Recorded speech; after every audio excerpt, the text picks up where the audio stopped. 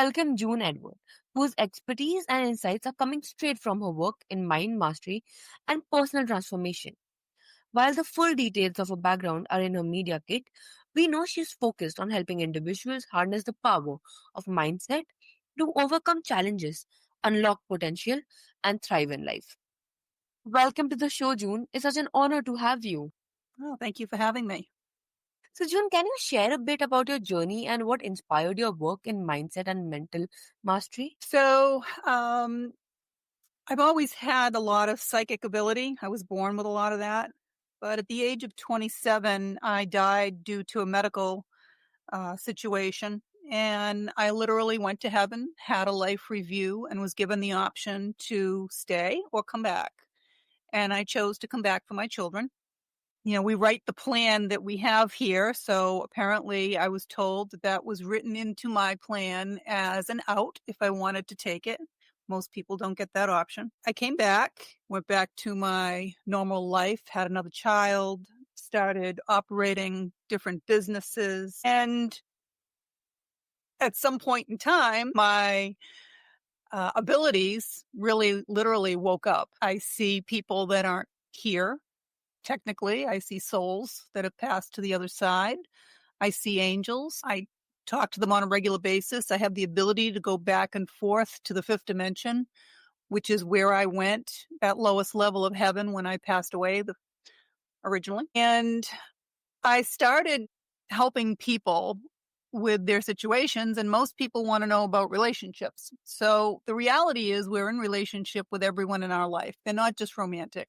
We're in relationship with our friends, our family, our coworkers, our boss. We're in a relationship with everybody.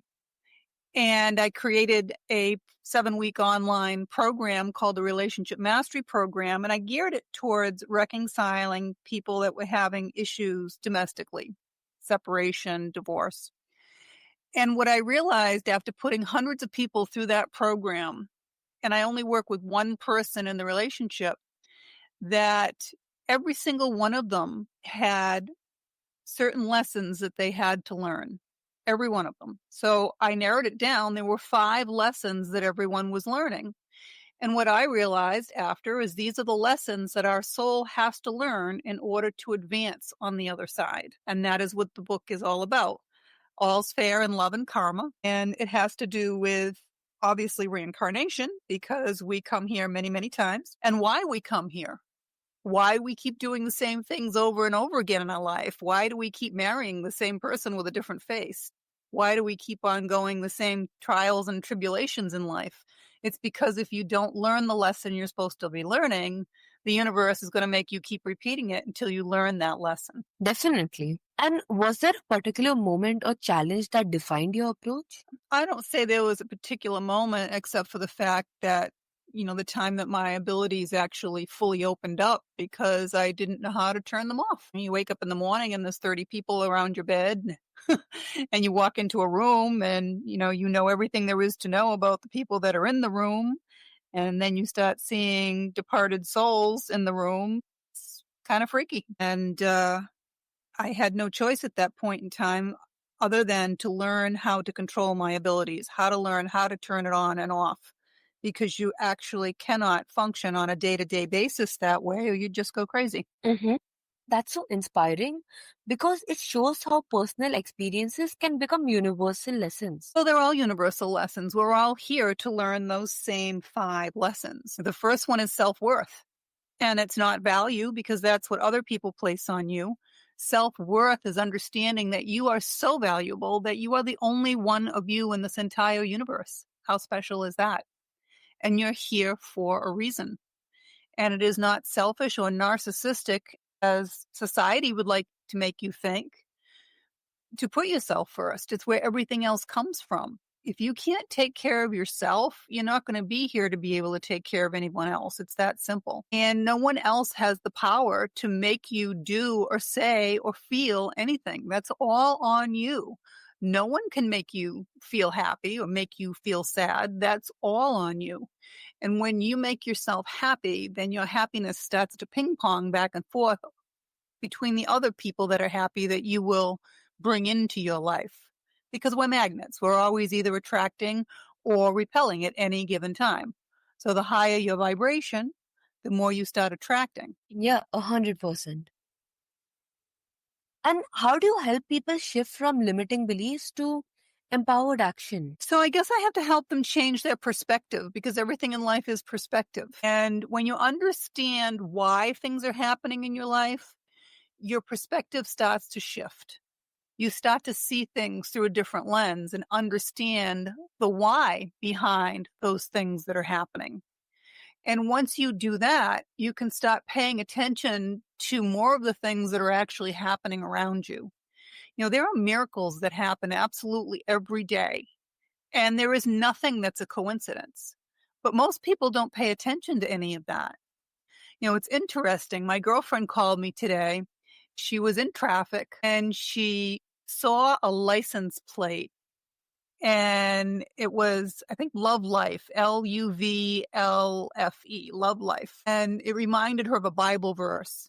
So when she got out of the car, she was going to a store, and a white feather came down out of nowhere and landed almost on her face, which is a sign from the angels that they're around you. But if you're not paying attention, you wouldn't know that. And when she walked into the store, she started looking around for a new handbag, and she spotted a handbag with that exact Bible verse on it with a feather. Again, there's no accidents in life. Mm-hmm. Yeah, that's amazing. And also, can you, like, a small daily practice really makes a measurable difference? I recommend that everyone learn how to meditate and to do it properly. And when I say do it properly, it has to do with protecting yourself. Because when you meditate and you open yourself up to the universe, you're opening yourself up for both good and evil.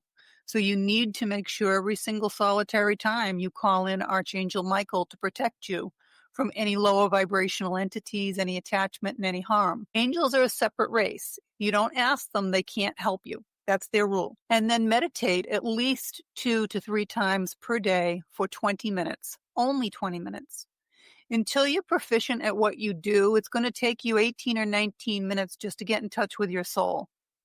And if you meditate for much longer than that, you're going to start astral projecting and walking around during the day like an airhead. So everything in life is a process. It's a procession. You learn as you keep going, and it's a learning curve for everyone. So when you do it, you want to make sure you're doing it properly, and it will start to change your frequency. Because your soul is way too big for this body. Some of your soul is in your body. Some of it is over your body that some people can see, and they call it an aura. And the majority of your soul is actually in that lowest level of heaven, that 5th dimension that I went to. And it orchestrates the timing of all the events that happen in your life, and it has all the knowledge of all of your lifetimes. So when you meditate and get out of your head, you're actually getting in touch with that part of your soul that's in the 5th dimension. And that's a very high vibration. And this is why your vibration starts to rise. And when we talk about vibration, frequency, energy, they're all different terms for the same thing. Everything is energy, and you want to raise that energy level. We're all magnets, like I said. And everyone that's in your life is on that same energetic thread. It's like a radio station. You can't get the station in unless you're on that same frequency. So everyone that's in your life is on that same frequency. If you don't like what's in your life, raise your vibration, change that frequency. Those people will drop off, and you'll be able to bring new people in. And you do that, like I said, by meditating. We're here living a 3D existence. And while we're doing that, we're living in this body. And in this body, we all have a brain. Our brain is multifunctional. It's a computer that helps us process all the information that we're given, but it has a primary job. And your brain's job is to protect you. How does it do that? It does it by creating fear. So most people go through life making all their decisions based on fear. And when you do that, it's literally a 50-50 crapshoot. Sometimes it works out and sometimes it doesn't. But when you learn how to get in touch with your soul through meditation, every decision you make will be the right decision 100% of the time. It's the difference between I think and I know. And when you're making those decisions from I know, you can call it your gut instinct, you can call it whatever you'd like, but it's actually your soul. That's how you make the right decision. It's a knowing. Yeah, that's encouraging. Like it reminds listeners that transformation starts with simple, consistent steps. Yes, it does. And people are always changing. Things are always changing. Everything in life is always changing. You're always becoming, but you're always right where you're supposed to be in life. So I wouldn't recommend having regrets because the reality is you couldn't have changed anything that happened prior. Yesterday's gone. The decisions that you made were the decisions you were supposed to make. And now here we are. The reality is if you're not on your life path, the universe will step in and put you back on your life path. Let's say you were supposed to move to Hawaii and take a wonderful job there and you're hemming and hawing and you don't want to go because you don't know anybody there and it's a lot of work to move, et cetera, et cetera. Well, the universe is going to do something to make sure you get where you're supposed to be, even if it's something drastic like burning your house down. And as terrible as that sounds in the moment, when you look back on it, you'll say, oh my goodness, look at that. I wouldn't have gone if this hadn't happened. And you can look at all the breadcrumbs, everything that's happened in your life that brought you to where you are today, exactly where you're supposed to be. Yes, totally. And in your experience, what's the biggest mental barrier people face when trying to change or to grow? So, because we're human beings, we are in this 3D body, we are creatures of habit, and it can be difficult to break that habit. It takes effort. But the universe rewards you for the work that you do. If it was supposed to be easy, everybody would be doing it. Everything's not supposed to be easy in life. It's supposed to challenge you. You only grow when you step outside your comfort zone. That's how you grow. The universe always rewards you for the work. So I guarantee if you put the work in, you will get the reward. It's how it works. Yeah. And how can they recognize it before it holds them back? Well, it's not too hard to not recognize, I would think. If you have a bad habit of smoking and you quit for a day and you go back to it again, well, and there you go. You recognize the fact that you're not putting the work in to stop smoking, right? It's pretty easy when we go back and fall back into the old patterns, and people do it. Even people that have gone through my program and their lives have changed 180%. I'm thinking of one woman who her husband had moved out. They were separated. She did work in the program. She did a great job. He came back. Their life was absolutely amazing. And then, the country shut down with COVID. And when that happened, she reverted back to all of the old things she used to do before she took the program, even though she knew they were wrong. And the result of that was not only did her husband move out this time, but now we found someone else. And it's like anything else. If the universe offers you a gift and you don't appreciate it, the next time you want that gift, it's going to be a little harder to obtain. So, yes, she can do the program again. Yes, if he's meant to be in her life, he will be. However, it's going to be a lot more difficult this time to get him back because she did not appreciate the fact that the universe brought him back the first time. Yeah, that's insightful. Like, it shows that awareness is the first tool for overcoming obstacles. Well, it is. You have to be aware of things that are happening.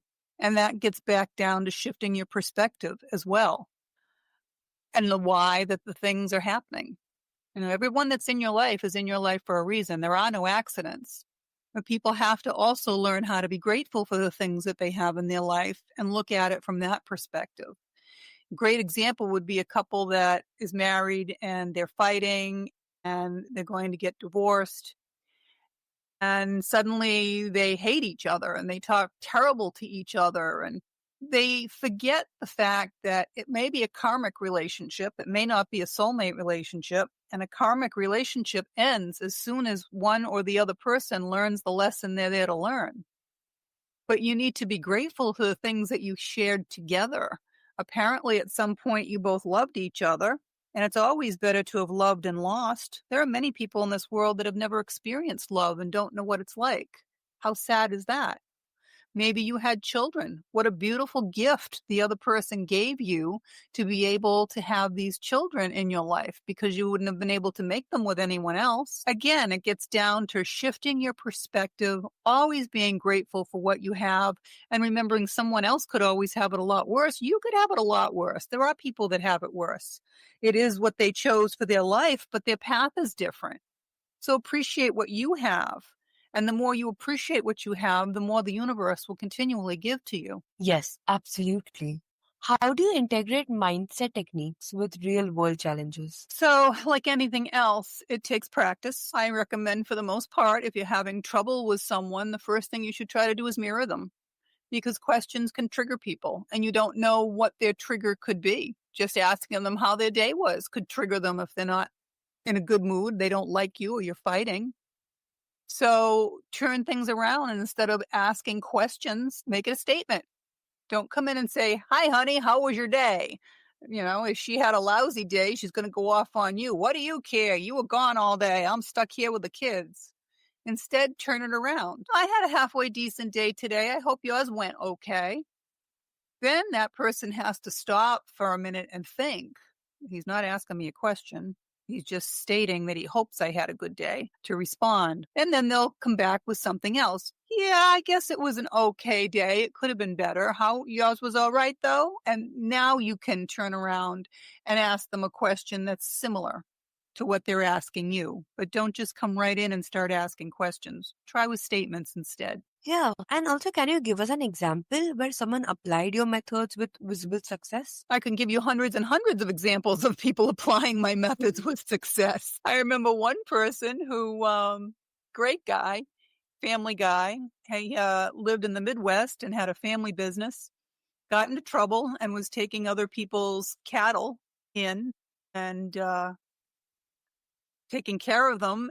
And because he was in financial difficulty, he was selling their cattle and he got caught. Obviously, it's a small town. And he went to jail for it. And while he was in jail, his children stopped talking to him. His wife divorced him. He got out of jail, thought he was going to take his own life. And he saw a commercial of me talking about the program, and he immediately contacted me. He did the program. And within 6 months, not only was his daughter talking to him, he was dating his wife. He opened a different business. He went and talked to every single one of the people in his town, apologized to them, told them why it happened, and offered to make amends. And now he has a full restaurant and a travel truck. So he's doing fantastic. That's amazing. This is reality. Your reality is what you make it. If you want to sit at home every day on the couch and watch television and not communicate with anybody and stay within yourself, that's your reality. If you want to open your eyes and pay attention to the fact that, we're here living almost a dream, okay? You go to sleep at night, your soul leaves your body and starts wandering around. That's reality. It's like Avatar. And in the morning, your soul goes back into your body. You get up and it's like you're an actor in a movie. And you can pretty much do whatever it is you want to do in this lifetime, provided that was written into your plan. So, finally, if someone listening wanted to start strengthening their mindset tonight, what's one action you'd suggest immediately? Meditation. Meditating properly, 20 minutes, sitting upright in a chair, feet on the floor, some nice soft music. And in fact, I would incorporate that anytime you start feeling aggravated, aggressive, angry, anything like that. Or just need to gather your thoughts for a few minutes. Just sit and meditate for a few minutes. And it will completely change your whole mindset. Yeah, that's amazing. The mind is both our greatest ally and our biggest challenge. June reminds us that the awareness with intention and the right practices, we can transform barriers into breakthroughs. Take one small step towards mental mastery and see how it shapes your tomorrow. Thank you so much, June. This was amazing. Oh, you're very welcome. Anyone that wants to contact me directly can go right to my website, juneedward.com. You can reach me there. You can schedule an appointment with me if you'd like. I do work around the world through Zoom. I have clients all over the world. And there are also links to my books that you can purchase through Amazon. And if you can't get it in your country, by all means, send me an email and I can mail you a copy.